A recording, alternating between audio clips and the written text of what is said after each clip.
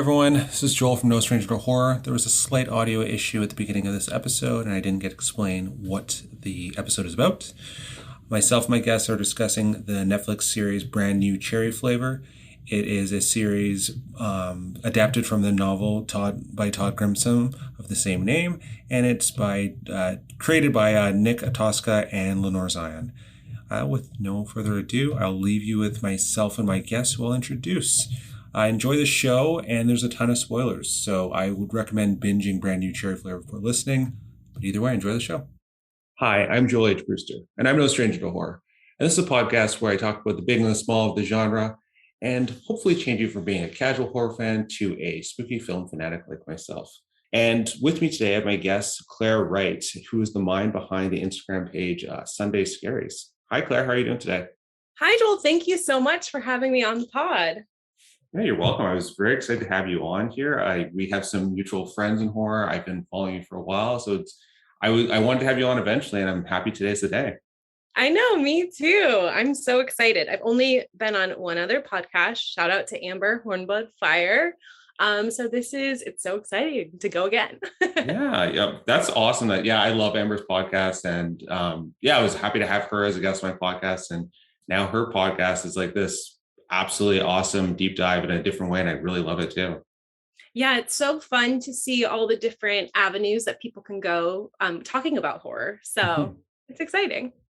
Let's start there. Actually, I have a quick question. How did you and Amber meet? I was always curious about that, because you guys are this very cool like horror friendship that kind of bounces off of each other online. It's always fun to watch. I was just curious about how that started. Yeah, it literally started we're internet friends. We've never met in person. Oh, no. It's so crazy. We started our account 2 days within each other last year. I think she started it either 2 days before the new year or 2 days after something, and I started it around the new year. Anyways, but I think that in both of us, when we started our accounts, you just start looking through horror hashtags and trying to find other accounts. And I don't even remember the exact way we found each other. I just think we started following each other because we both had horror accounts, and then soon started chatting all the time. And then it just grew to this wonderful friendship where now, she's in the UK and I'm in Los Angeles, and we WhatsApp every single day. We have our 7 or 8 hour divide. So at midnight, she's waking up. So we usually text around then. I know when she's going to bed. It's so magical that the horror community online, I'm friends with people all around the world that I would have never met before if I hadn't started the Instagram. So it's a really beautiful thing, and I'm so excited. Amber is actually coming to Los Angeles for 2 weeks. Ooh, that's awesome. In June and July to stay with me. And I'm so excited to meet her in person. But yeah, this account has opened up a whole community that I literally wouldn't have had if Instagram didn't exist. So obviously there's lots of problems with social media, but I think it can be a really beautiful way to bring people together as well. I completely agree. I got into the horror community. It's funny too, because when you say horror community, the first person to reference that to me was Amber on my podcast. She asked me about being in the horror community, or she mentioned being in the horror community. And up until then, even though I've been posting within this community for a while, I didn't think of that. I was like, oh, right, I guess I am part of this community. And it has been really good. I've spoken to a bunch of different great people, and yeah, it's been very good. And like you said, the internet does have its issues, but for the most part, it's been pretty good. Yeah, exactly. Except for when we can talk about this with horror, but you know how if you search horror online, they have their Instagram guidelines where you have to go through 3 different hoops to actually get to the page you want, because it's they're censoring. And I find that very interesting. And I don't know if you have any thoughts on that, but I totally understand wanting to protect people, because there's a lot of, harmful stuff, especially for younger kids online. But I find it really annoying sometimes when it's we're just searching horror. Yeah. And you're making me literally go through 3 different hoops to get to something. And I think it's unfair. I couldn't agree more. When I go to search it on Instagram, something like that, it says gives you some sort of warning, Yeah, like 2 warnings. I swear there's like the initial one and then you have to like, okay, go like search it again. Yeah. I've never understood that. And I'm like, it's horror. Like I'm not like searching anything that's, like you understand it's a genre. Like if I search drama, which drama movies I feel have some horrific things in them too, but like Oh, that's a fine totally. search. Like, So exactly. You could search romance and there's toxic relationships within romance. We can talk about problems that exist all throughout all genres, Um, absolutely. yeah. Yeah. No, the other thing I think problem facing like horror community online is that a lot of accounts get like shadow banned or Mhm. flagged. And it's really unfair because I have some friends with really great accounts that have gotten shadow banned and then like they have no reach anymore. And it's like not fair because we're just sharing images, fake images, Mhm. from movies online. And like even I feel like I became part of the cool club recently because I got a post taken down for the first time. Oh no, what was the post? um, it was from Under the Skin, and it was a collage I made of all the images of Scarlett Johansson's character looking at mirrors. And one of them is her nude, but it was like in a collage and it was really small and the lighting is like red and moody and you can't really see anything, but it's literally because of that. And I was Oh like, my oh, God. Yeah. ridiculous. It's weird too, because like there's stuff on my feed that I see that I'm like, I'll see someone post like, yeah, this was taken down. I'm like, what for? And then I'll see other things on my feed that I'm like are up forever. I'm like, oh, that's a lot worse than what I just saw. Totally. It's weird. I mean, we could go on about the algorithm and weirdness online forever, but it is weird what they pick and choose It online. is incredibly inconsistent. So I have about 1,000 questions to you that will Yeah. connect. I'm very excited. It's funny how I usually choose my guests is that I'm usually following them, and I was been following you for a while, and then I see something that we've both seen, and then I'm like, oh, that'd be a perfect thing to talk to you about. So why I chose Brand New Cherry Flavor with you, it's because one, I saw that you were liking it when you're watching it real time, which was absolutely fun just see your reaction in real time, especially Yay. with a lot of the things I knew were going to happen, and you're like, I really like this character, and I'm like, oh no, oh no. I knew that was going to bite me in the ass. I knew it the second I posted that. I was like, oh no. Oh, like, uh-oh. Well, just for anyone listening here, there is going to be a lot of spoilers of this, so we're going to get to that in a second. But there's a ton of spoilers we're going to go through here. But before I get into that, I have some questions to ask you, and Yes. I think some of them, because I've been looking at your Letterboxd, which everyone listening here, I will be posting in the show notes because it is a fantastic Letterboxd account to follow. Thank you. Yeah, I really like your for one, two things that are sorry. There's a thing that I really like that you and Amber have in common that I see posted a lot from that I enjoy from your guys' posts, both your posts, is that you both have these hot takes that will go against like a lot of like horror fandom that people like really love this horror film, whatever. And you guys will just give your honest opinion. Because I feel like people can get bullied into liking or not saying like what horror movies they liked and don't like in the community.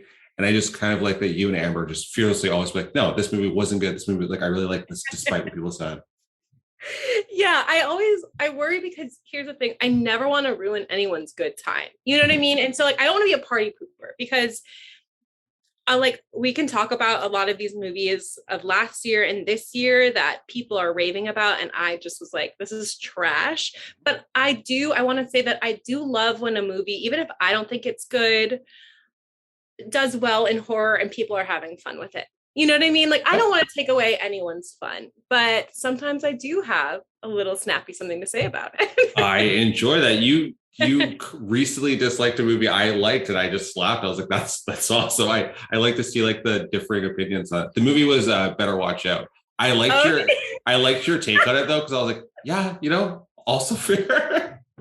I just from the second he was on screen, I just like you never want a child to be harmed, but this is like the first I'm like, want to slap this child. Oh yeah. And that obviously speaks like to his volumes of acting and like they wrote maybe the most hateable character of all time. And so that obviously has value and I respect them for that, but it really just like crushed my soul watching that movie. I just like had a horrible time. That's completely fair. And it's funny because there's a connection to like this like brand new cherry flare in a sense of like just horrible characters, but I feel like there was more of a satisfaction with brand new cherry flare because when I'm talking about like Lou Berg, he is one I of like actually the love most. Lou. Oh, really? I want to hear your opinions because I thought like he was just like a very obviously like disgusting like character in that sense, but like fun to watch on screen.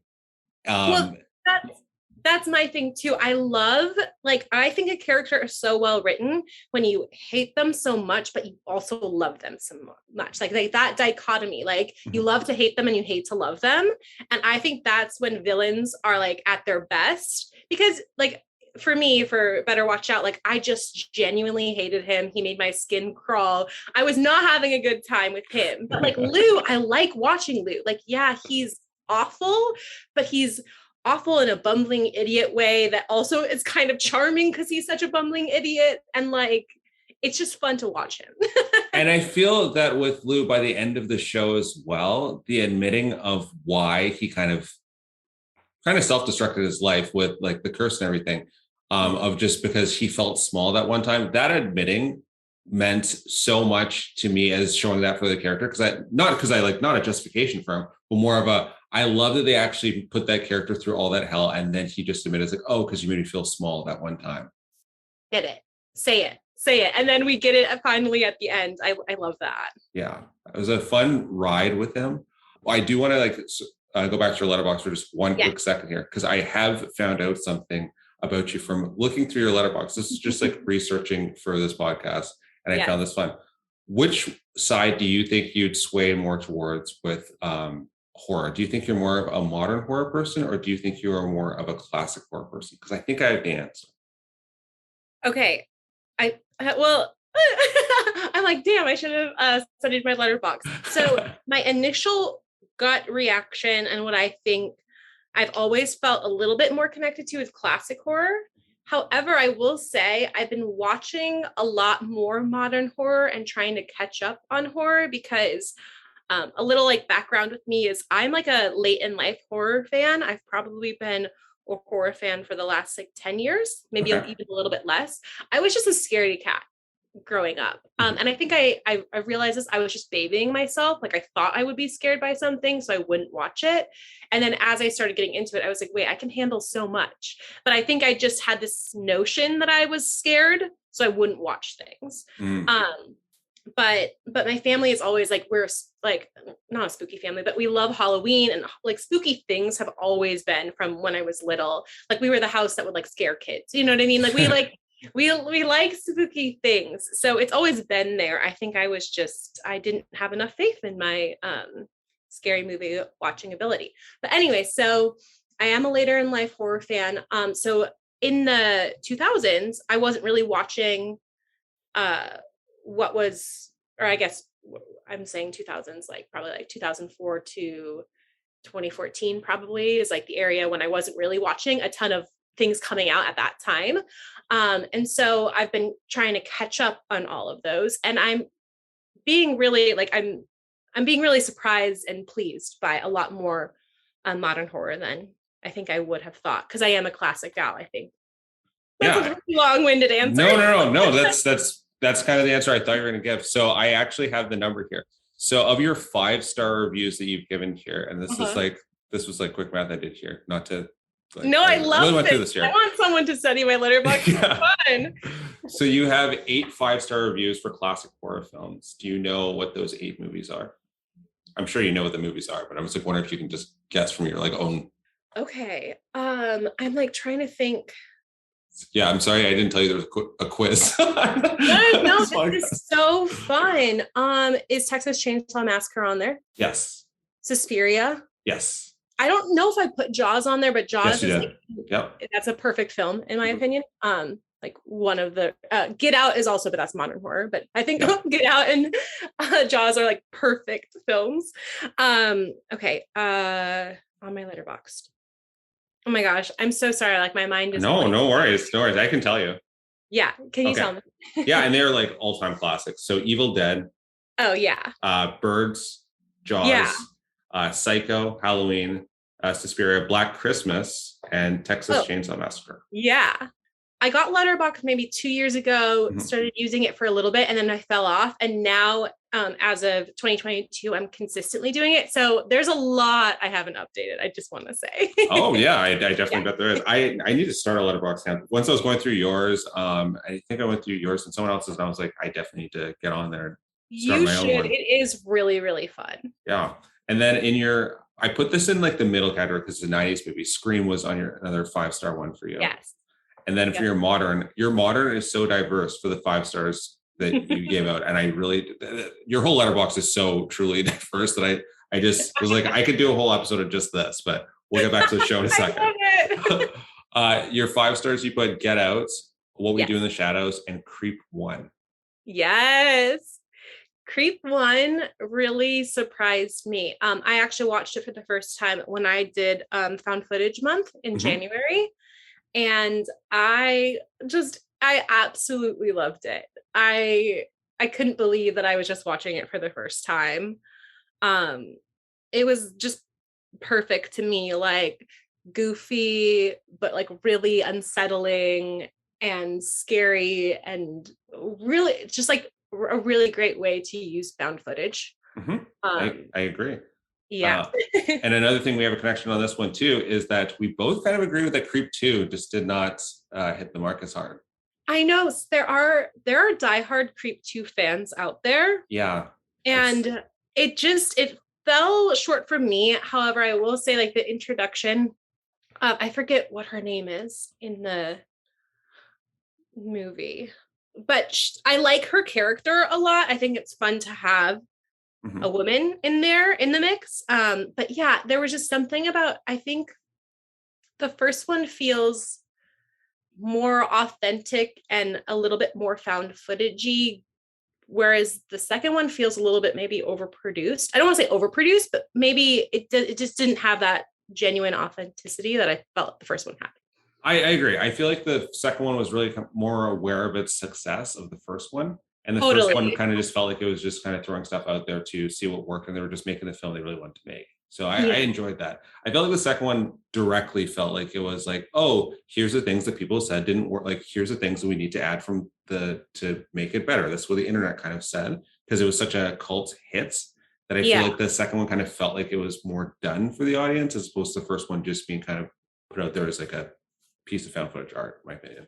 Totally. I agree. Yeah, so that was just fun. I wrote those down, like I really need to go through that with you. But I love that. Wait, what are my worst ones?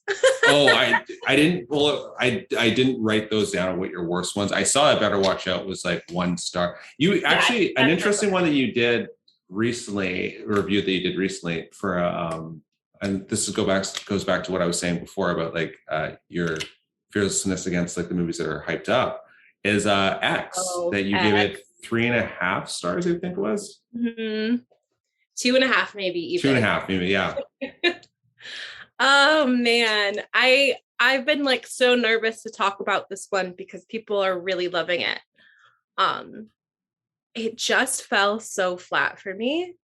And I do think, and I will say, like, I think my expectations were really high. And I know that can often change your movie watching experience. And it's not that I thought it was going to be anything different. I knew that this was Ty West's take at a slasher. But for me, it just, I don't know, the story fell so flat. I felt like the characters were not developed at all. I was bored. I was really bored and I wanted to have fun. And I felt myself like forcing laughter because I wanted to have so much fun. Yeah. And I just didn't.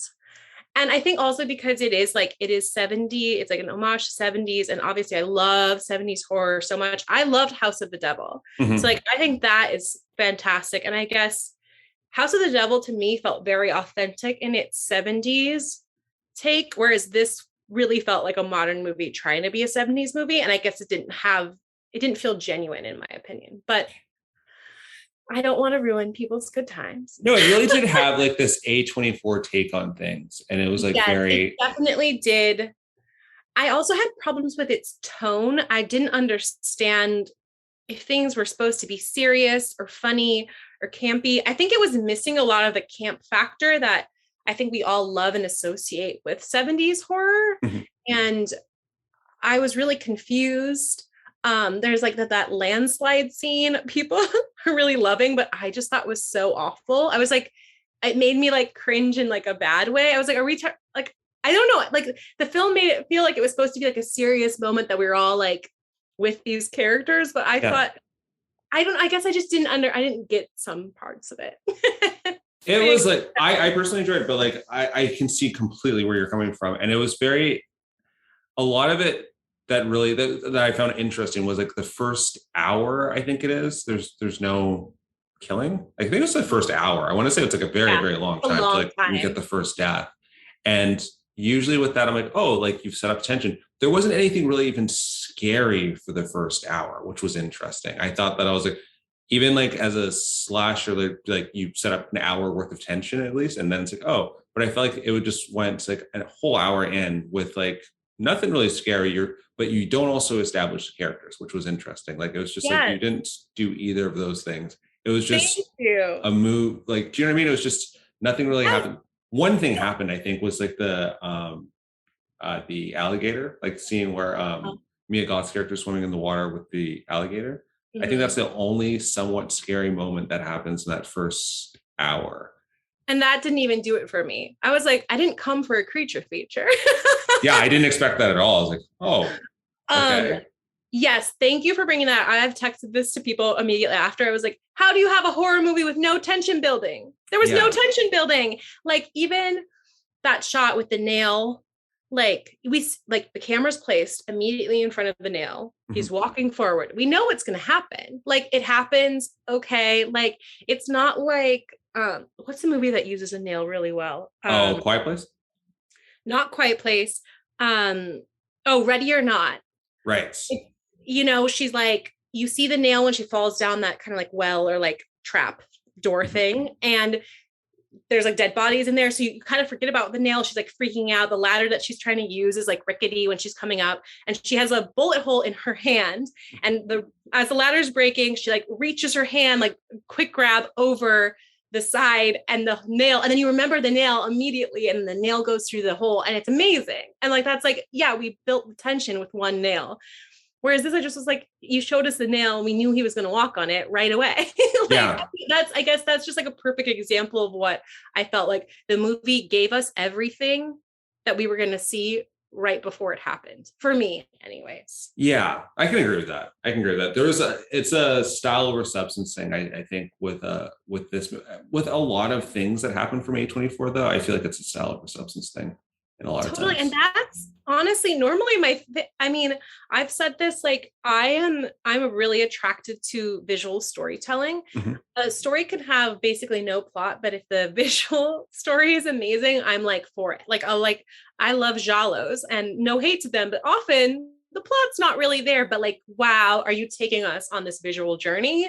And I am here for it. And I guess it just I don't know, it just wasn't enough for me this time, even with the visual storytelling. But that's fair. That's why I think probably why I personally think that Brand New Cherry Flare worked, because I feel like they did a lot of visual storytelling. They did a lot of surprises. I feel it was interesting with this show that it felt like they hit every single pardon the pun, nail like on the head, right? Like they went every single angle and they just did it all so well. Like they had like ghosts in there and body horror and like weird dark sex scenes that's very strange, witchiness. They had like every single, I'm like, they could throw in anything in there and they're just like, oh, we're gonna just keep hitting them and just like doing very well with them.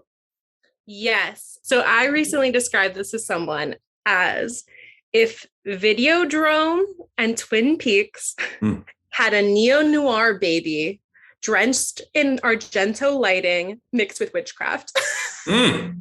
That's it hits so many marks that way. Yeah, absolutely. And I think that's what it's like. It is like the best of all worlds combined. Like it's so weird. I was not expecting how weird it was going to be. And that's what like, we're going to talk about episode 4, because that episode changes everything. And I was so charmed and excited when things got so weird. It's fearlessly weird too. Like it's every single direction it just got like way weirder, and it was unpredictable. There was no way I could predict what was going to happen next, unless like I read the book, which I didn't read the book. Did you read the book, by the way? No, I didn't, but I No. would love to now. Yeah, me too.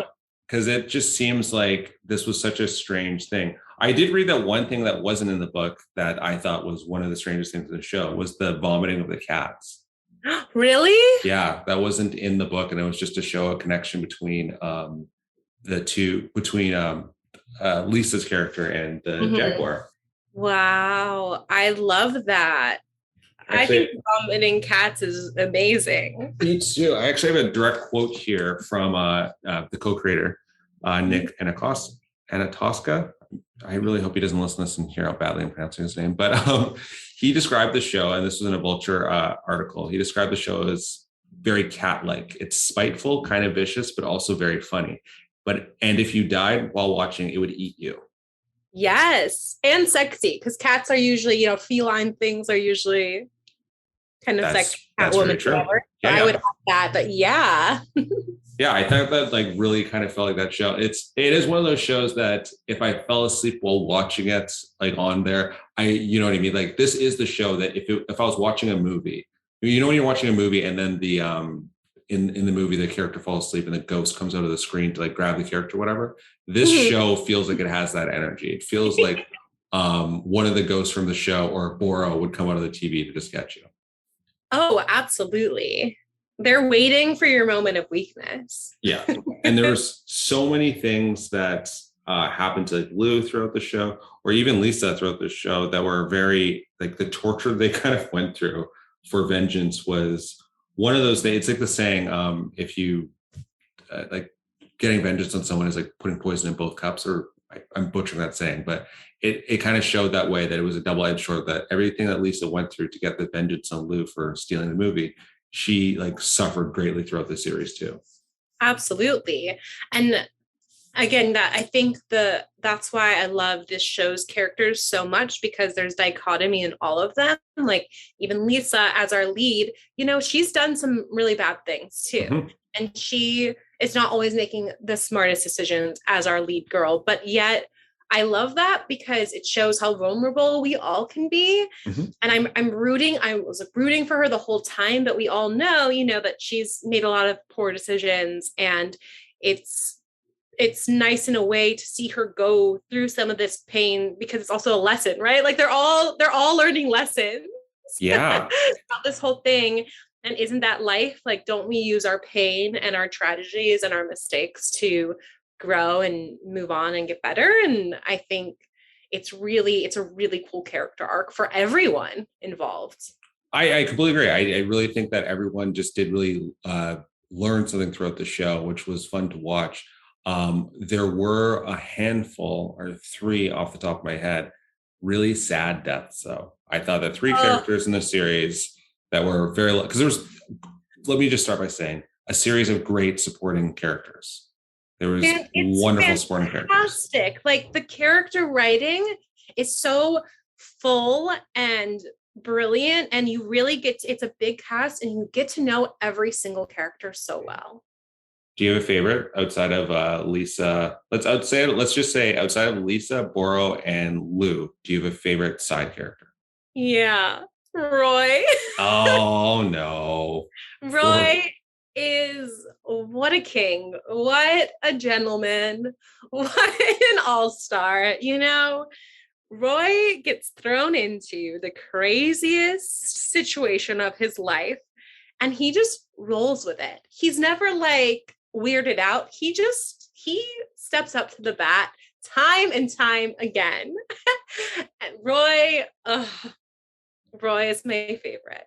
The sad thing about him too was that they showed you that with Lou, they showed you that Hollywood can start off nice and then get bad. Roy started off nice and consistently got nicer and then died. And I was like, this is so sad.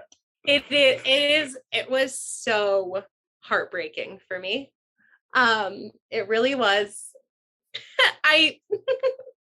And the way he went out, it was the most gruesome of the deaths.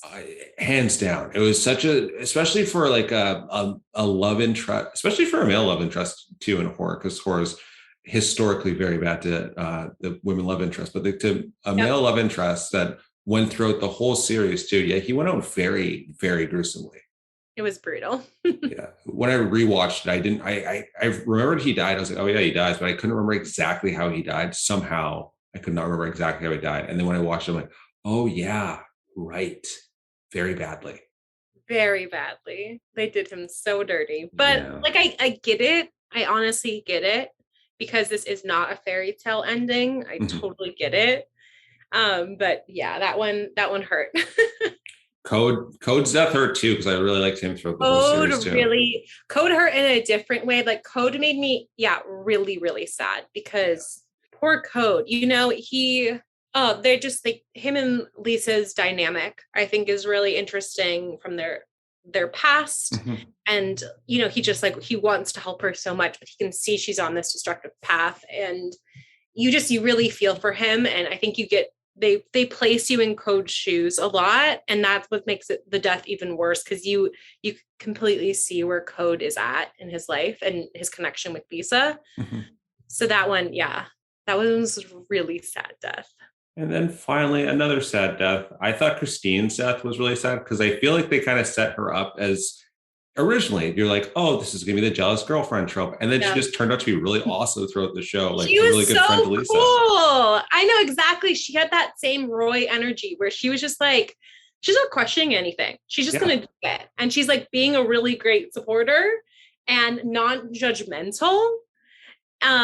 And no, yeah, the second that he showed up at her door, I was so nervous. Me too. I thought that was like, oh, because she's such a lovable character. I'm like, oh, they've hurt us enough. She'll get away. Yeah. Because I think that by that time Code had died, but Roy hadn't. I was like, oh, they've hurt us enough. She'll get away. She'll get away. Like she hasn't done anything bad. She's been pretty. They've shown her as being pretty wholesome throughout the show. She'll get away. And when she didn't, I was like, oh, that's really sad. Yep. They hurt most everyone. Mm-hmm. No one got out unscathed except for, ironically, Lisa and Boro really Boro got out like pretty unscathed by the end of it because she body switched. But like, yeah, those two are the two that's kind of got out unscathed. Yeah. So Roy was your overall favorite sporting though. I would like to see like I think an interesting non-horror show would have been just like Roy before Lisa, just in the like kind of the acting world of this weird 90s that didn't quite exist, but I love their take on the 90s. Me too. It is cool. It's so cool. Like first of all, since I live in LA, so it's always really fun to see shows based in LA because so often they're like New York or I feel like there's not a lot of like LA proper shows. But I think that's probably because it's so expensive to film here. So how can you even do a show in LA? But it's so fun to see it through like a different times lens and to see their take on it. Like it's kind of neo-noir and it's kind of, but like neo-noir 90s. I don't like almost, it was like if the 90s thought they were like futuristic. Does that make sense? Like kind of like a post-apocalyptic LA too, a little like Blade Runner-y, obviously not with like, not with the whole, futuristic scene, but that it had that feel to it. But then I don't know. Does that make sense? Yeah, it does because how I described it in my note here is it felt like have you seen It You've seen It Follows, right? I believe you have. Yeah, it kind of felt like how It Follows had this time that didn't really exist, where they had that where the sector had that like that clam thing she was reading her book in. But I'm like, what year does this kind of take place in? It kind of seems like dated. All those older TVs. Yeah. I really like when we don't know the time. Me too. It's like one of my favorite things in this, and that's it. I guess Stranger Things kind of does the same thing with the 80s, where they're just like, it's the 80s, but I'm like, when? And it's kind of throws it around. And this was kind of it's like, it's the 90s, but like when in the 90s, like it says, I think 1990, but like they had references in there from like 1995. So it was all over the map. And I enjoy that too. Mm-hmm. Yeah, I do too. I will say, I think from my account that I love like fashion in horror or just fashion in general. But the one thing that the fashion was pretty good, but it still felt like we're doing the 90s today versus like an authentic 90s wardrobe, which that little things like that about wardrobe sometimes get me. It wasn't as bad as what were those trio of Netflix films that came out this summer? Like Oh, the Fear Street Trios. Yes, those. Okay, this is just an aside, but costuming, oh my God, they did a terrible job for the 90s. It was like, it was just like, it was literally outfits from today that they just threw together. And that just like, if you're going to purposely set something in a different time, commit with the looks for me. Really like go for it.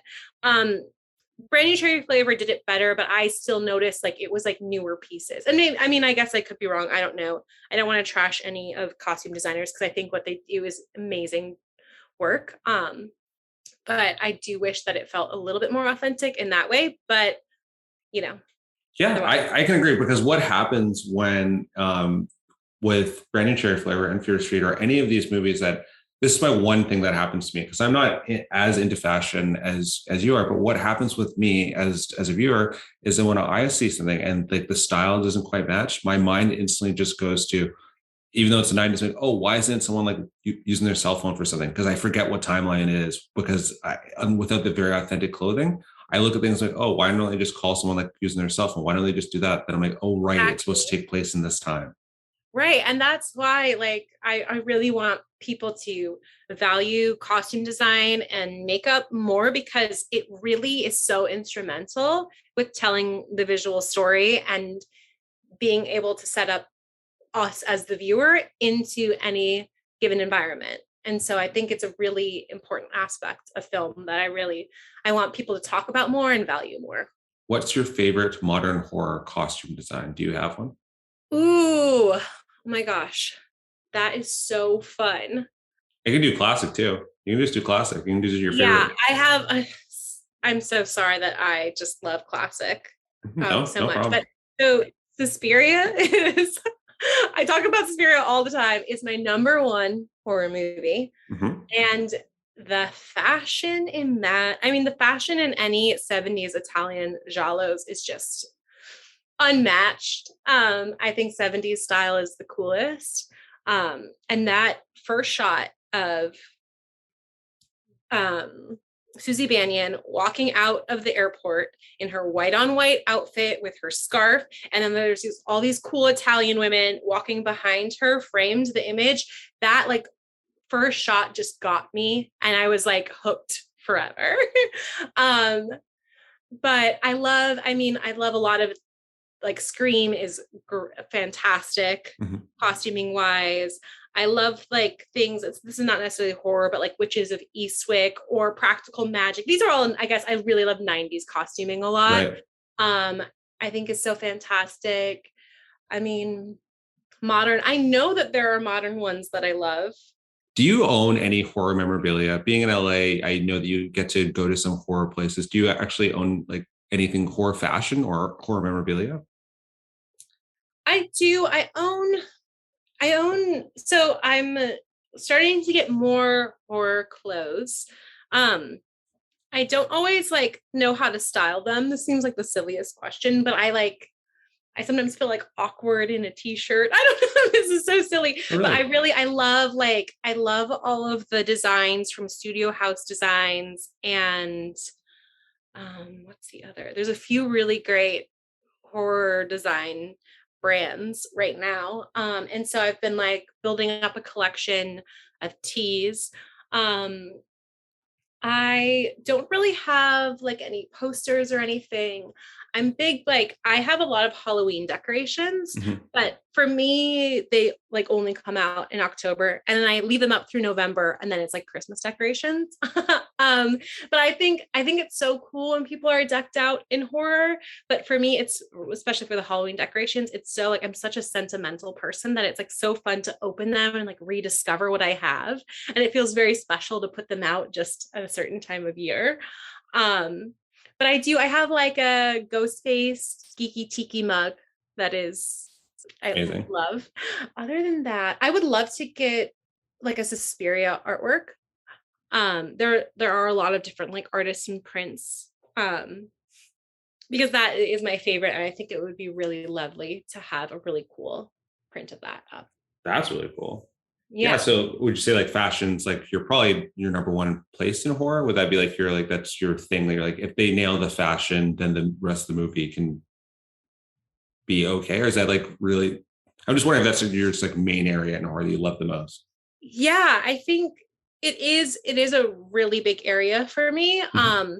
But yeah, I guess just and all of the visual storytelling, like if a movie is set up with beautiful shot composition, that'll get me every time. Like Night of the Living Dead is aggressively perfect in its shot composition. The first time I saw it, my mind was blown because everything in the frame is structured so beautifully, and it just like it like overwhelmed me with how perfect. And I think I d- I don't want to make people upset when saying this, but I think in a lot of contemporary horror that shots aren't always composed in the beautiful way that they used to be. And that's not fair because I know that, I don't know, maybe shooting schedules have to be faster or whatever, but I just think like a lot of like classic horror films, just literally from the way things are composed in the frame, are gorgeous, and that will shock me and that will like make me so excited, just the way things are placed in the frame.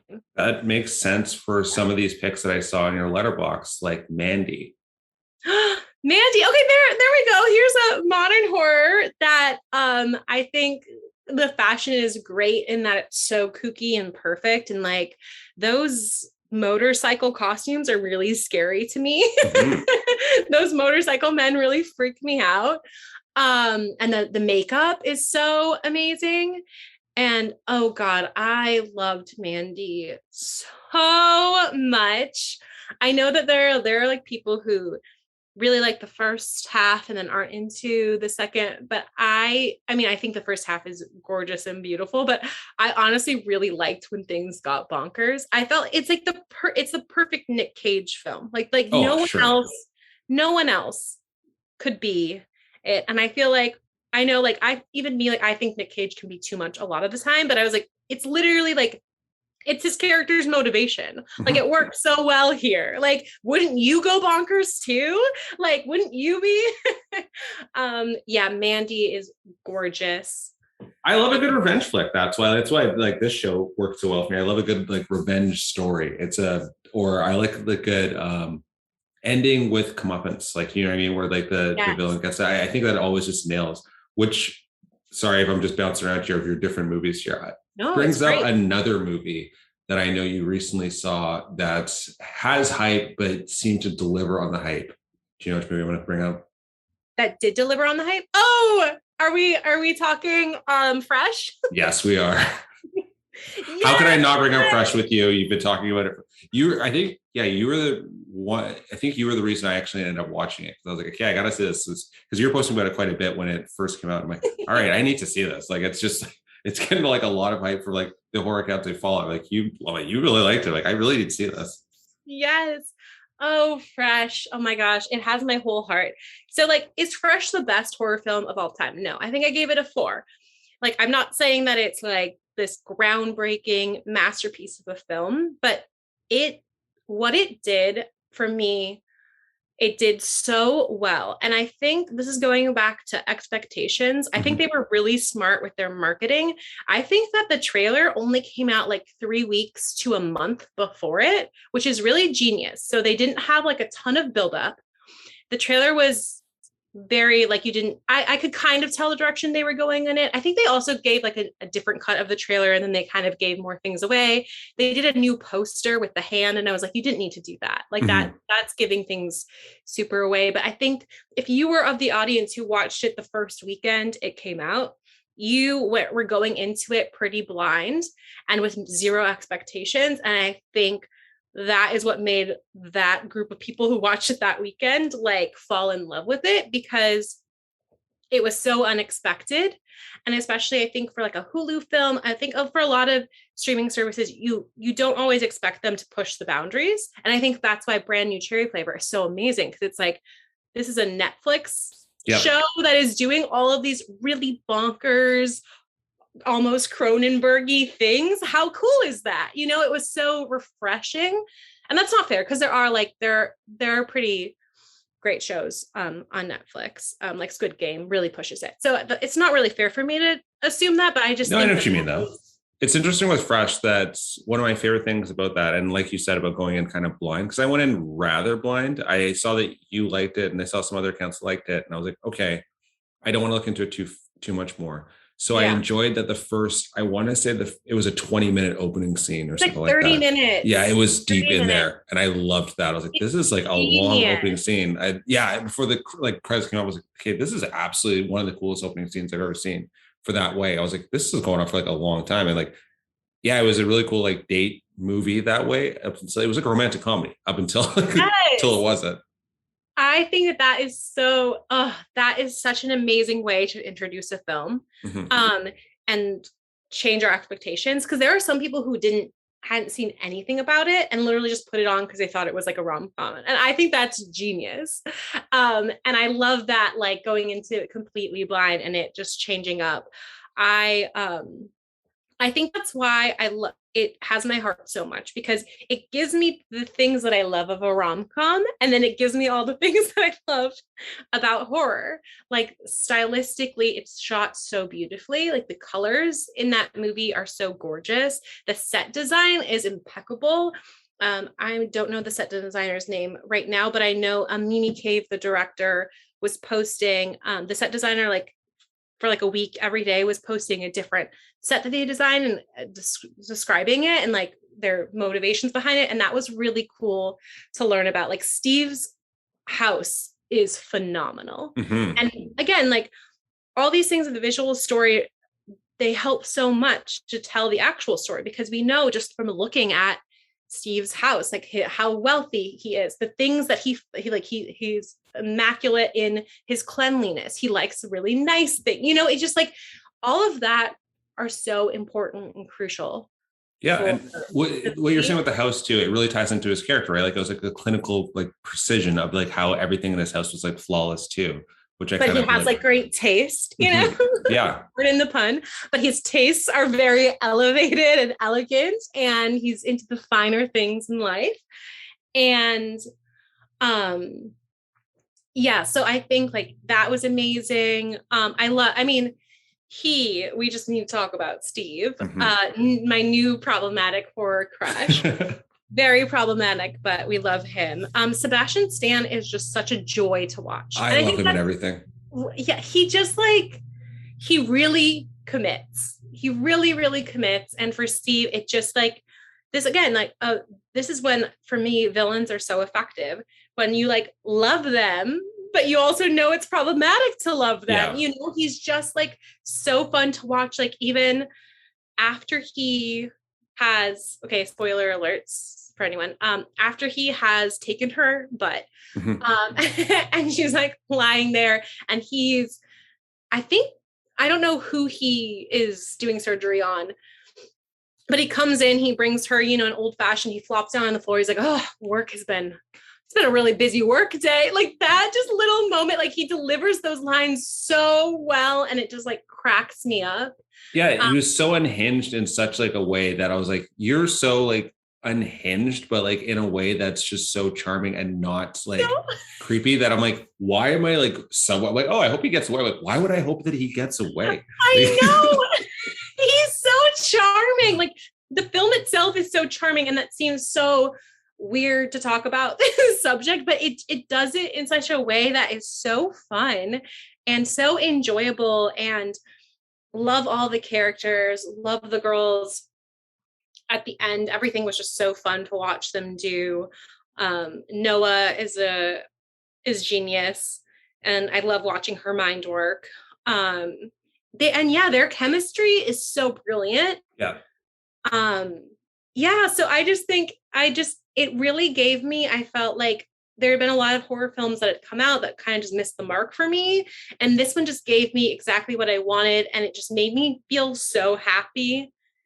And so I it has think my that heart.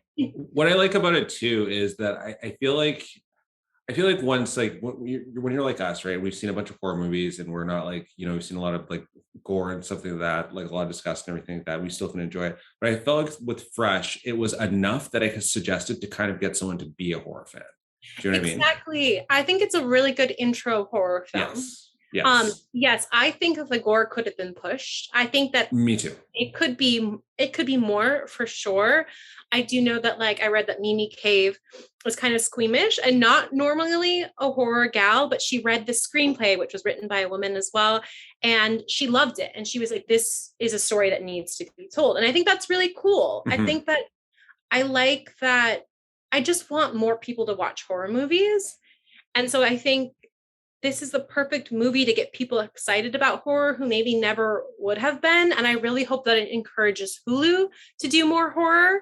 And yeah, I don't know. I think it's exciting when a movie can take hold of a group of people that maybe never would have watched it. I agree. And I've been seeing a lot of people that like on my social media that aren't horror fans talking about it. And I love that too. Like I think it is a great intro to horror. And I feel like Get Out had the same sort of thing for a lot of people because the topics it brought up, that people were really excited about it that weren't really into horror, and it just started a conversation. My problem with what happens with movies like Fresh, what happens with Get Out, what happens with a lot of horror films that aren't as gory but are really visually done that are still very scary. I feel that people will be like, oh, so it's not a horror movie, and that drives me up the wall. I'm like, it's still a horror movie. Absolutely. Something that I don't like in the horror community is like gatekeeping. Oh, and yeah. I think it's just like, why are you being a fun sucker? Like, something doesn't need to have, like, all horror movies do not need to have X, Y, and Z. You know what I mean? Like, I think it's so cool when horror movies break the classic genre bounds. And then again, Fresh, like I love that it's like a rom-com and a horror movie at the same time. It's just not fair, and it's not fun. And I think that what is so amazing, why I love horror so much, is it's this place where we can, a safe spot place where we can discover all these dark parts, explore all these dark parts about ourselves, about humanity. It is such a social commentary about our world, and that it can talk about, horror can talk about so many different things, and it's beautiful in what a range we can have in horror. And I really dislike when people put certain subgenres or styles above any other. Like, I value a cheesy 70s sleazy B movie as much as I do an A24. And I don't think it's fair to put, there are some people who like 80s horror forever. And it's like, yeah, there's a lot of good 80s horror, but it doesn't mean that it has any more value than a contemporary movie. And I want us to be more exclusive in this community, because I do think that that's where there is some trouble, is that we shouldn't be fighting over. We should just all be like supporting horror in general. I feel like horror, yeah, and I couldn't agree more. I feel that one of my problems with horror is exactly what you're saying. It reminds me a lot of, and this is to me a very strange metaphor to get there, but please bear with me. It reminds me a lot of like whenever like a woman wears like a band t-shirt, and then a guy will say like, you don't even know any songs from that band. I feel like horror is that whole thing from a lot, don't get me wrong, from a lot of men doing that to women, but like to everyone, in the sense that it's like, you don't even like horror because you didn't watch this and this and this. Like, okay, I haven't seen a lot. There's classic horror movies I haven't seen. Yeah, the gatekeeping is just out of control.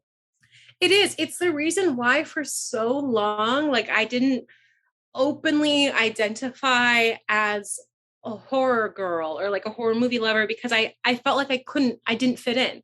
I didn't know. I'm not a Blu-ray collector. I have not watched every remake, everything. Like, there's so many classics that I'm missing. There's so many decades that I don't really know a ton about. And it felt like, for a long time, it felt like it wasn't a space that I could be in, because I just wasn't as intense about everything and knowledgeable. But that's not fair. Like, I can exist in this space and be more of a newcomer and have a different viewpoint, and I can exist and I can create a community just as thriving as someone who knows maybe more. And that's what I'm really happy about with this account. And I hope that people on my page find that I like my viewpoint in horror, but I don't think it's better than anyone else's. And I just want to welcome conversation and openness in this community.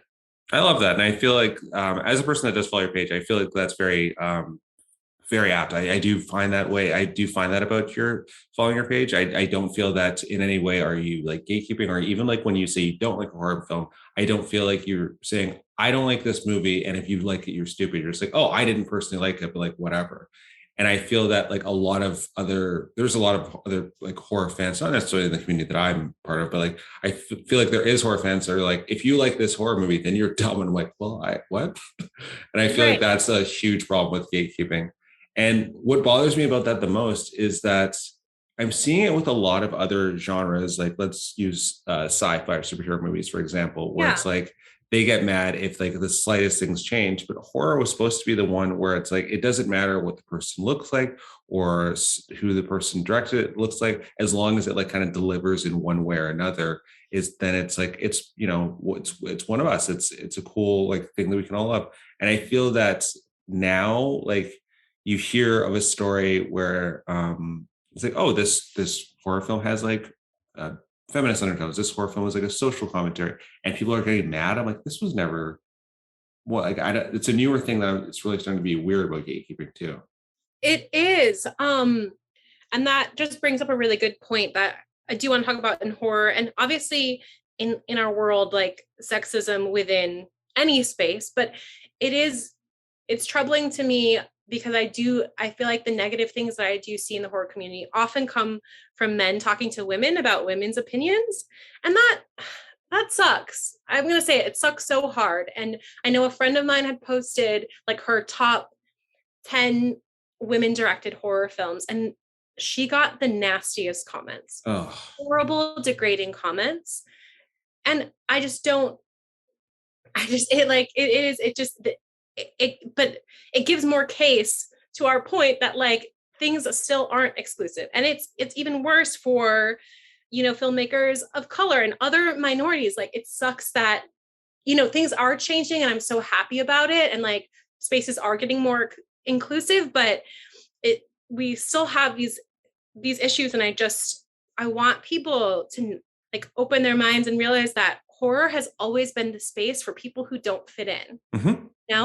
and to explore topics that are not always explored and maybe accessible. And it is a place for everyone, and especially for people who don't fit in. And it's not fair gatekeep, and it's not fair to, obviously in life, to be sexist or racist, Yeah. or you know what I mean. And but it still really heavily exists online, and it's a massive bummer. And I just hope if anyone's listening who has maybe said a negative comment on anyone, that this reshapes their mind, because we are all belong in this community. Mm-hmm. And I really highly encourage people to think before they post and realize that this is not just for you, it's for everyone. I completely agree. And yeah, I just don't understand the people's takes on just the tearing, especially it's completely insane to me about the I'm just going to hone in specifically to one of the first things you said. It's completely insane to me that people are saying like, getting mad at someone for posting the top like directors that are women in horror. I'm like, or do you know what I mean? I find that so insane because I'm like the number of, it goes without saying, obviously don't be misogynistic, but like the number of contributions to horror from women is just like so much that I just don't quite understand, especially even like with the genre outside of like just the directing side, or just outside of that, like, if we look at the number of like notable horror characters throughout the genre, they have been women. So I don't understand the whole thing with that. But looking at directing side too, like, there's so many talented directors that are women that I just don't understand that coming down. And yeah. Right. And just because you're boosting up, women directors does not mean that you are negatively saying anything about male directors. And I think that that's just this whole thing. It's like, it doesn't make sense when you are trying to boost up people who are marginalized. It is not saying anything against the population. Like, get over yourselves. Right. It is just fact and truth that people of minorities and women have not been given as many opportunities and the space in any given workplace, but especially in filmmaking. So because we are trying to boost them up and give more visibility, it's warranted because they haven't been giving the platforms for so long. So like, get over yourselves, people. I want to still keep talking about, people of color made films and women made films because we deserve to talk about it because they have not been given the platform. And it's so cruel and unfair to make jokes and act like, oh, why do we even need a list like that? Because it's like, we actually do need these lists because we have not been given this space. Yeah. And I think that even, I completely agree. And I think that even on top of that, I think that even just if you looked at it just from a lens of just like the fun side, like if I see Raw and I see like Babadook and I see like even American Psycho, like if I just like list off all these different like movies that are directed specifically like by women, I'm like, okay, yeah, but wouldn't I want to see more fun things directed by like a demographic that's been knocking out of the park too? So like that's why I don't quite understand like I'm like, yeah, like a list like that. I'm like, yeah, cool. Then I want to see, it's like, oh, that's cool. It's directed by a woman or fresh. I'm like, yeah, wouldn't I want to see these new ideas? And it's, yeah, so it's insane to me. Like on the social side and like the correct side of everything, there's that one angle where obviously these voices should be heard. But then just even if I look at it on a purely entertainment side, I don't understand where the people that are against it are coming from. Because I'm like, the amount of contributions from these different demographics to the genre are so fun and exciting. And it's so wonderful to have different perspectives. And we all have a different perspective given on the life that we have lived, that the life that we have been put into by society, right? We all are forced to have these places and we've all had these different experiences. And how beautiful and lovely is it to get to see someone who has a different life than our own, and how nice it is to see more of that. Like, it's just so lovely. Like, our world is so diverse. Why would we not want to see that reflected in our art? I completely agree. And I feel that was one of those fun things that came out of I feel that was one of the fun things that came out of watching Brand New Cherry Flavour, just from like a character perspective of when I watched what Lisa Nova went through. Because we've obviously, when this show came out too, it was kind of in the midst of talking more so about like the Me Too movement as well. I thought they just did a very interesting take on showing like how destructive the film industry can be to like young women coming up too. And absolutely, I thought the lens of that was really well done. But it wouldn't have just, and knowing that the show was co-created by a woman, I think you can really see that lens too. Yeah, I just truly enjoyed this. Like the whole opening up of the genre has just only put out good things. And like, for instance, I just saw Titan last year. It was my movie of the year. And watching the scene, and also I should always mention this, that when I went to see this movie, I went with my wife, who at the time was pregnant. So she was a complete badass that sat with me while being very pregnant, and watched this movie about a pregnancy. I did not know while inviting her this movie had pregnancy throughout the whole movie. I didn't know that going into it. But to hear her perspective of how scary the movie was, but she obviously loved it and enjoyed it. And then to see this director's show that perspective that I don't think a man would have been able to capture is just more credence to the fact that this world should be opened up. Absolutely. Yeah, exactly. Like a man could have not made that movie. And that's not saying, I think this is the point that I really want to drive home. It's not saying that like anyone's given life is less or worse or better than anyone else's, but it's so important to have these different experiences shown. It seems like so basic, like kindergarten level, like just because you're encouraging one person or lifting up one person does not mean you're putting down another person. Yes. Grow up. And like, you know what I mean? Like literally just grow up. For sure. Another one I wanted to talk about that's on your Letterboxd that's actually connected to this conversation, where again, a perspective that I don't think that a man would be able to capture, but again, it's not like putting down men. It's just one of those things. Prevenge. I thought Prevenge was such a fun another revenge story. Such a fun pregnancy movie too. I thought that was amazing. I did a revenge themed month. For anyone who doesn't follow my account, every month I pick a different theme in horror, and then every Sunday watch a movie in that theme. And I think it was last May I did Revenge. And so I watched Mandy, and I also watched Prevenge. I watched The Perfection, and I watched Carrie. Those are my 4 choices for revenge films. Great choice. But Revenge was so delightful in how fresh it felt. Like it was so, it had that like British comedy, that dark, dry sense of humor, which was so great. Like I think that sense of humor goes well with horror so well. And I British horror is not one that I know a lot of, so I think I do need to explore, because I really feel like that dry sense of humor goes so well with like a dark comedy, dark horror. But yes, to have that flip your perception of what a pregnant woman is and what she, her place that holds in society, and how just the views that most people have of pregnant women, to also make it like on this deeper level of like just what are each of our own realities, and what are our experiences with our conversations with ourselves and with the world. Like all of our realities are just so specific to our own selves. I just think that conversation she has with her baby, and us wondering if that is actually a real conversation that she's having, or is that just her way of coping. I think it's a beautiful exploration of just realities.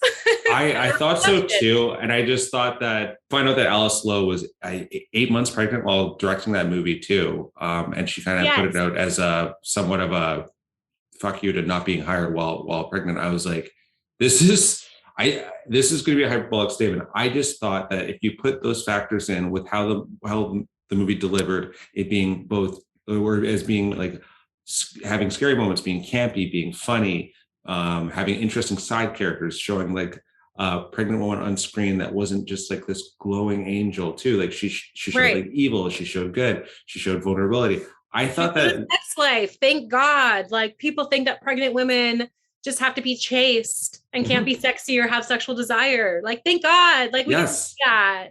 Come on. I thought that with all those attributes put in there, I personally thought, and this is hyperbolic to say, I thought it should have been nominated for an Oscar, because I thought, I was like, there's not going to be another movie that's going to do those steps, like that, all those different steps that I'm like, this is kind of a one of a kind film idea and a situation of a person that's pregnant all the time. I was like, I think that's one of those things where I'm like, okay, we can have the other movies that are nominated throughout history that will have similar types of them, but I felt like this is such a one of a kind situation that I thought it deserved it, in my opinion. It is, you are absolutely right. I mean, to make a film on its own, right? That's such a big task. To make a film and star in that film, that's a huge task.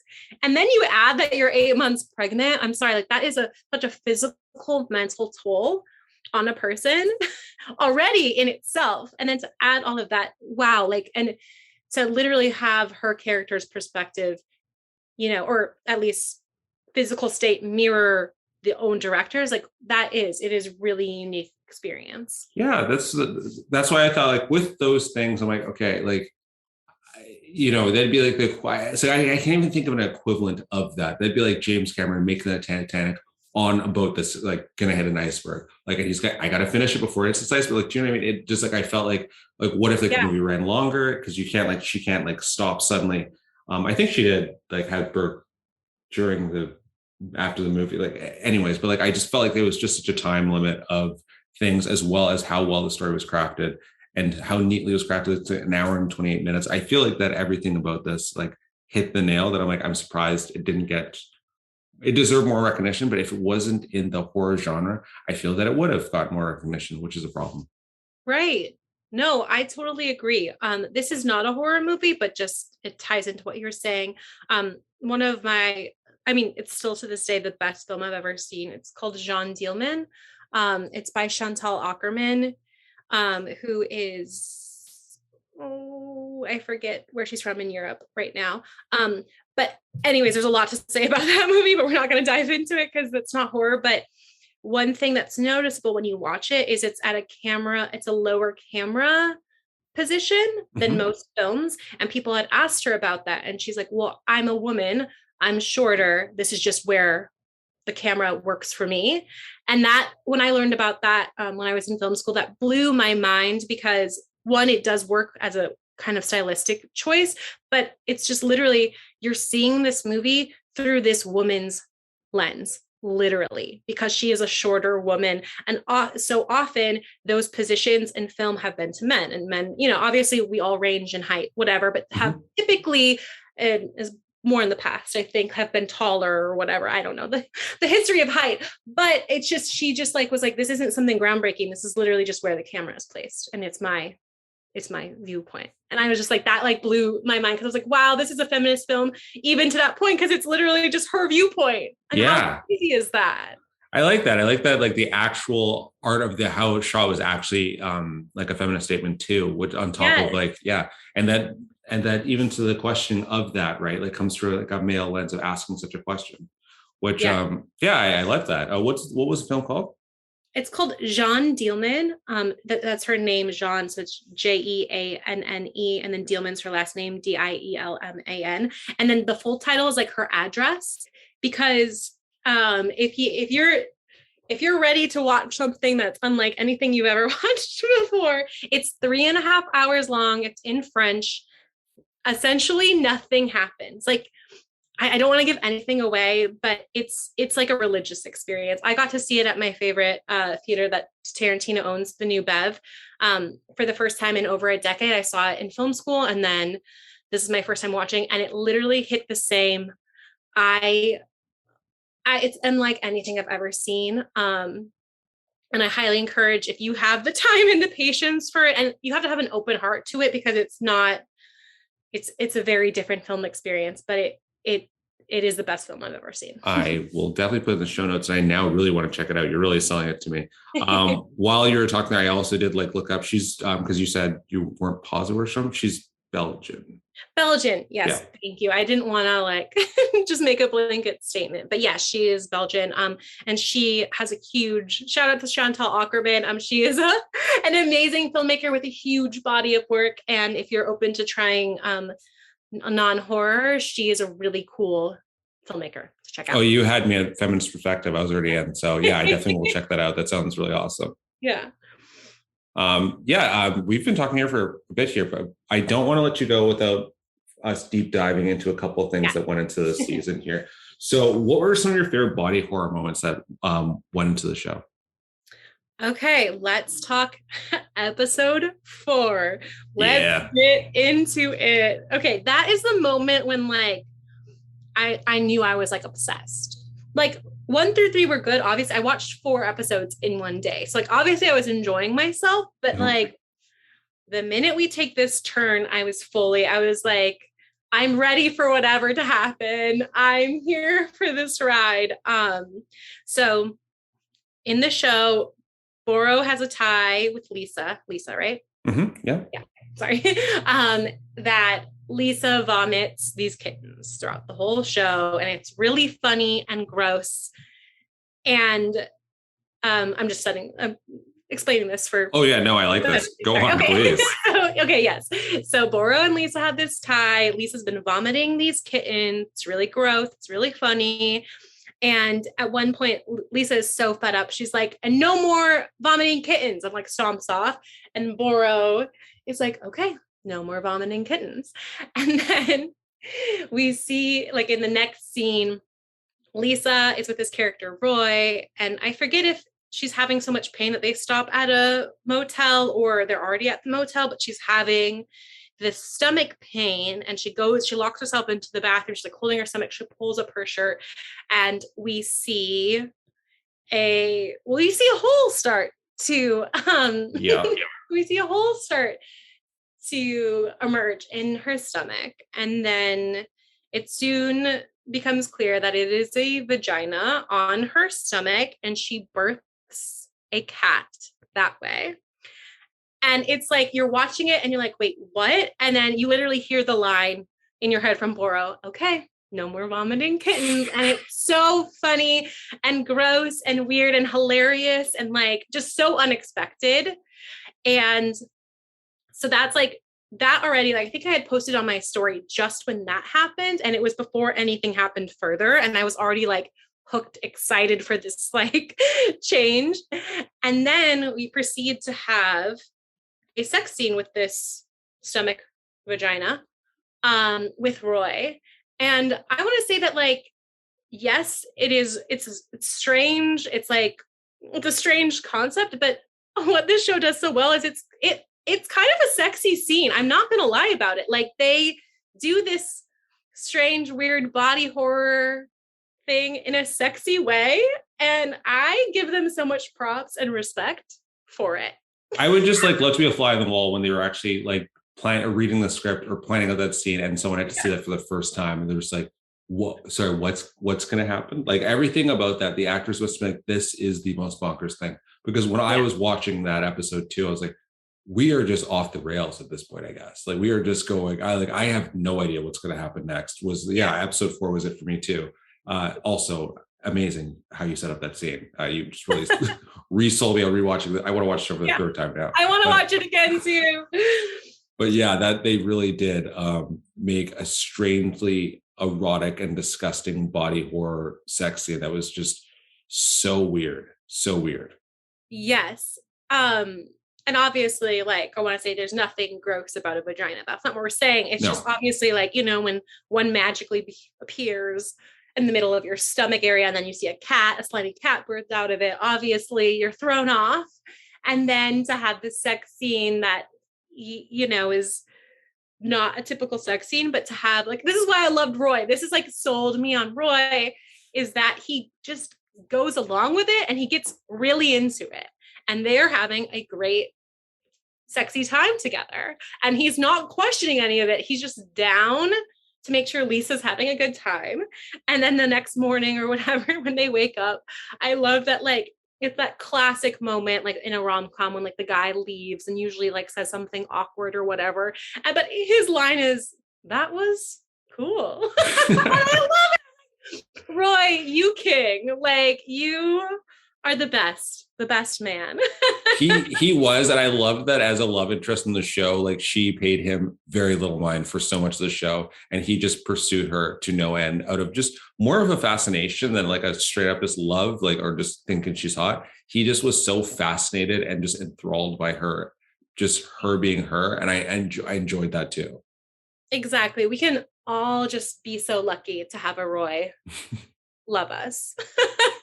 Yeah, he was a great character. Another thing to circle back to anyone that hasn't watched the show, and well, I hope you watch it by this point, but the whole vomiting cats and the fact that they actually did that in the sense of like she actually had to swallow like these KY jelly cats and puke them back up is so fascinating to me. Like that would be so disgusting, and she must have had to do that so many times.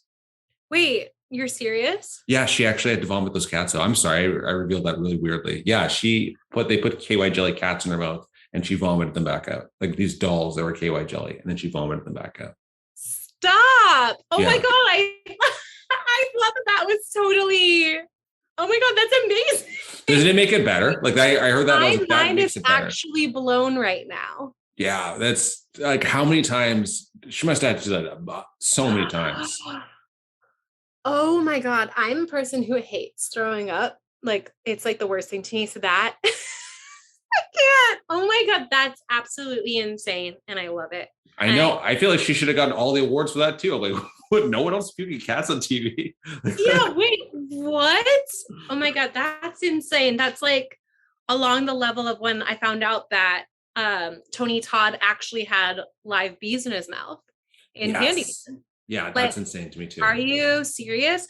I guess they like had to be at this perfect age of a bee where they don't sting or whatever. So they had to like find all of these bees at this very specific stage in bee life. And you know, like small animals like that grow really fast. So I think they were like literally like in such a time constraint that these bees wouldn't mature. But like how insane that he just had a mouthful of bees. That's so insane. And that's why like I feel like the connection between like older horror movies and this one and the Brand New Cherry Flavor is like it's just that practical effects thing of just we're gonna make it work. It's gonna look and it lasts the test of time. That's why I think like Candyman and that's why I think that like even Brand New Cherry Flavor will last the test of time. I will always be able to suggest this show to someone to creep them out. And same with Candyman, because like it's just the way that practical effects and the way that they just make things work that way, it'll always look kind of creepy. Right. I love practical effects so much, and it's so crazy because I didn't even know that was a practical effect because it just couldn't, my brain couldn't even process that would be a real thing that they could get on camera. So that's like, I'm literally like, practical effects are just the best thing in the world. Wow. That's funny because when I was watching it too, I was like, man, that's like, this is the most impressive like way they must be doing this through CGI. Like, this is really cool how they do this. It must be like, I'm like, and then when I looked it up, I was like, oh, wow, that's even crazier. That is nuts. Yeah. Oh my God. Okay. You blew my mind. This is exciting information. Well, I'm happy to do that. All right. Yeah. So, because I've kept you for quite a while here, and this has been absolutely great, and I'll definitely have to have you on again. Yes. So much fun. Before I let you go, I do have to ask you some questions. Yes. I think I only have like one or two, but number one, what horror movie are you actually looking forward to this year that you haven't seen yet? Is there like one that's on your mind that you're like, I can't wait to see that? Yeah. Number one is Nope. Mm-hmm. Jordan Peele's Nope. I'm so excited. I think it's really cool. I'm seeing this trend in horror, not necessarily like a Western, but like a ranch landscape. Like we even kind of had it with X going on like that ranch. You know, it's not necessarily a ranch, but what would you call that? Like a farmhouse, but yeah. Farmhouse, you know what I mean? Yeah. But I feel like a few trailers that I've seen or things coming out are centering around that. And I think it's fun because there's always like trends in horror, and I feel like it's been a while since we've had that kind of landscape. So in that, the Nope trailer is genius, first of all. And Jordan Peele's trailers are always genius because they don't give that much away. His trailers are just out of control. I still can watch like the Us trailer and like that, like when the needle drop of the I Got Five on it. Yes. But his trailers are insane. Nope too, and Get Out, like, yeah, all of them are just great trailers. I'm sorry, I said to throw that in there. Oh, no. But so obviously the trailer is amazing, but seeing it, this like Western landscape is really cool. And I'm excited for that space, like doing a horror movie on that space. Cause I do feel like it's been at least for me, I haven't seen a lot like in that kind of Western ranch space in a while. And then I'm guessing I'm assuming it has something to do with aliens. And I think that's really cool because I'm actually doing Alien Invasion April right now on Sunday Scaries. And it's because I don't watch, that is a subgenre that I'm not super familiar with. So Jordan Peele's take on like a Western alien movie sounds like something I need in my life. Absolutely. I'm also excited about Men, A24. Is it A24? I believe it is. And you live rent free in my head because it's an exact order of the movies that I'm excited about too. Oh, yay. Yes. That, I like going back to what I've said before, like, I don't want to hold up any kind of horror on a pedestal. I think a lot of people hold up A24. There are a lot of A24 I really like, but just because it's A24 doesn't necessarily mean it holds like a candle to me. But this one, I don't want to I got my hopes up with X, but so I'm trying to keep expectations low. I think that's really important. It's like, just be excited about it, but just go into it with like an open heart, and just, even if it's not what you want, still keep an open heart. I think I need to get a little bit better about that, but the subject matter and the like creepiness of it all just seems so perfect. Like, that is called Men. I just am dead. Like, that's genius. I agree. Have you seen the movie Lucky, by the way, that came out a couple of years ago? No, tell me about that. Okay. I don't want to spoil it for you, but it's somewhat of a home invasion movie. But if you like the concept of Men, I think you'll really like the concept of Lucky. I'm going to look up what the director is, but like, it was one of those movies that Men, when I saw the trailer for it, I was like, I can see where I think this is going. And Lucky was kind of the same way. Let me just see. Ooh, okay. Came out 2020. Yeah. It's Bria Grant is her name, the director. No, sorry, my mistake. Bria Grant wrote it. Natasha Kermani. Bria Grant is the star of the movie. It is really, really cool, and I don't want to spoil it. I'd recommend going into it as blind as possible. It was a very fun concept on what they did there, and it's always a hard one for me to suggest, in the sheer fact of I don't want to suggest it for someone and someone to look up more stuff about it because I feel like that'd spoil it. So I'm always like, see Lucky, but if you don't look up anything to do with it, because I think that the twists of it are very, very well done. And I think if you like the concept of Men, you'll like this one too. Oh, amazing. I'm super excited about that. Yes, I'll watch it. I won't look up anything. I think my new thing is I just need to watch the trailer once and then stop watching that trailer. I think maybe I watched the X trailer too much. Maybe I was just, and like, that's not really fair also for me. Like, I had high expectations, so it's not fair for me to like talk negatively about it because maybe it's my own expectations versus, but I think, yeah, I'm gonna try to not be so hyped up on a trailer. You're a repeat trailer watcher too? Well, yeah. Oh, that's so funny. Like I'm like watching a trailer once. Like I wish I could do that too, but I'm like I'm gonna watch it. If I like a trailer, I'm gonna beat that into the ground. I'm like, oh, I might watch that trailer again, even if I've like even in past I've even seen the movie. Then I like to rewatch the trailer to see if there's like something that I'm like, oh, that's cool. Me like, too. I know, that's so fun. I'm also interested in is it the black phone?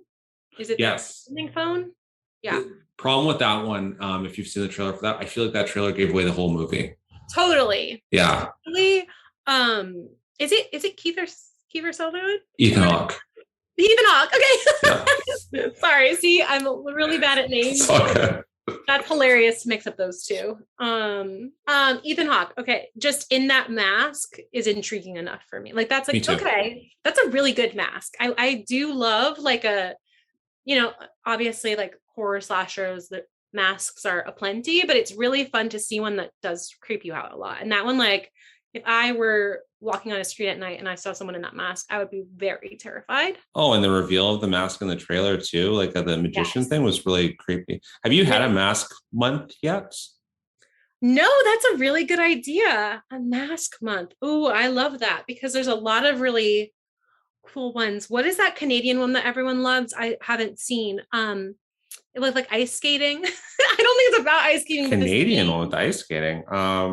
The scene has like this creepy, like plasticky, like Halloween mask, and there's like okay.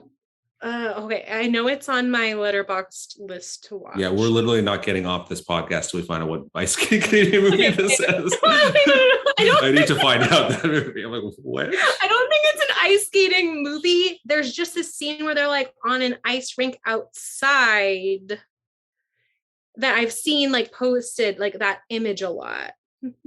Everyone who's watching this that knows it is just like screaming. I know, just yelling right now. Like, hi, this is a really classic. What are you guys talking about? Oh, is it Curtains? Like from the 80s? Yeah. Oh, okay. Yes, it is Curtains. Yeah, that one, right? Which I haven't seen. Yeah, I haven't seen Curtains, but like, yeah, that's what when I pull it up, I can see the mask. That's a really creepy mask. Really creepy mask, right? Yeah, and absolutely.